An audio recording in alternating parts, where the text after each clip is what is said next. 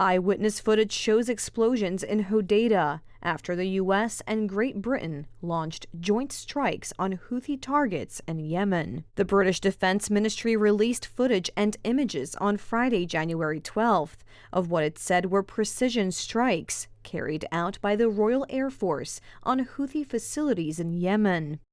The U.S. and Great Britain conducted the strikes in Yemen before dawn Friday in response to the group's attacks on ships in the Red Sea, raising fears of an escalation of conflict in the region. U.S. President Joe Biden confirmed Thursday that the U.S. and its allies have conducted targeted strikes against a number of targets in Yemen used by the Houthis. British Prime Minister Rishi Sunak confirmed on Friday that the Royal Air Force has carried out targeted strikes against military facilities used by Houthi militants. Yemen's Houthi group said on Friday that 5 of its fighters were killed during the US-UK airstrikes on 73 targets in the capital, Sana'a, and the 6 governorates of Hodeidah, Sada, Damar, Taiz, and Haja under its control, adding that 6 others were injured. The strikes are the first on Yemen's territory since 2016 and also mark the first military intervention by the U.S.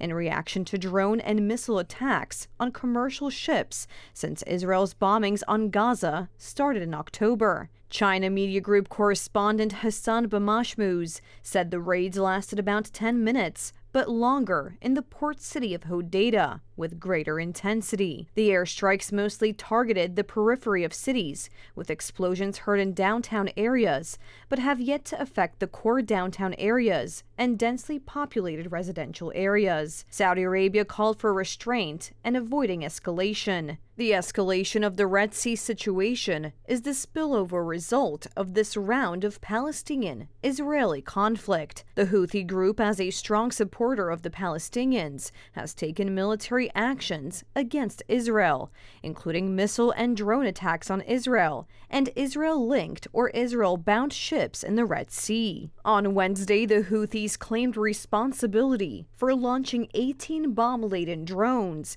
and 3 missiles at U.S. Navy ships stationed in the Red Sea in retaliation for the killing of 10 Houthi fighters on 3 small boats last week. The Houthis control large swaths of northern Yemen, including the capital Sana'a and the strategic port city of Hodeidah on the coast of the Red Sea, where up to 12% of world trade passes through. U.S. President Joe Biden said Washington will respond to the Houthis if they continue behavior that he called outrageous. The White House said earlier on Friday the U.S. does not want war with Yemen, but will not hesitate to take further action. Say that again? Continue bombing the Houthis if the attacks don't stop. Will you continue with the strikes, sir? We will make sure that we respond to the Houthis as they continue this outrageous behavior, along with our allies. Do you have confidence in Secretary Austin? I do. I'm sorry. Was it a lapse in judgment for him not to tell you earlier? Yes. Are we in a de facto proxy war later on? Say again? Are we in a de facto proxy war? No. Iran does not want a war with us. Are you willing to call the Houthis a terrorist group, sir? I think they are. Were the strikes successful last night, sir? Yes.